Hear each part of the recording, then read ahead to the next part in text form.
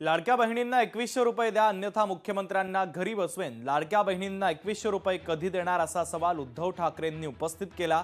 लाडकी बहीण योजना कधीही बंद होणार नाही असं एकनाथ शिंदे यांनी सांगितलंय।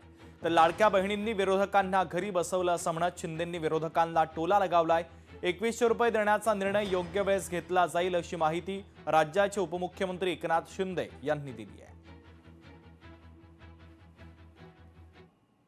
लाडक्या बहीण या योजनेचा मी उल्लेख करणारच, कारण निवडणूक लढवताना जे वचन त्यांनी जो एक थाप त्यांनी शेतकऱ्यांना मारली होती कर्जमुक्तीची, तीच माझ्या बहिणींना सुद्धा मारलेली आहे।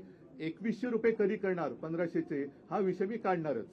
आणि देवेंद्र फडणवीसांनी जर त्यांच्यामध्ये हिंमत असेल तर या अधिवेशनात येत्या महिन्यापासून किंवा पुढच्या महिन्यापासून नवीन वर्षापासून माझ्या महाराष्ट्रातल्या बहिणींना 2100 रुपये दर महिन्याला त्यांनी एक काय भाऊबीज म्हणा वर्षभराची ती सुरू करावी। मी 2100 रुपये कधी देणार हा प्रश्न त्यांना विचारणार, आणि जर देवेंद्र फडणवीसांनी 2100 रुपये नाही दिले तर त्यांना घरी बसवावं लागेल। अरे लाडक्या बहिणींनी त्यांना घरी बसवलेलं आहे विधानसभेच्या निवडणुकीमध्ये। त्यामुळे लाडक्या बहिणींना आम्ही जो लाडकी बहीण योजना जी सुरू केली ती कधीही बंद होणार नाही। जे 2100 रुपये आम्ही बोललोय योग्य वेळी त्याची पूर्तता आम्ही करणार हे पुन्हा सांगतो।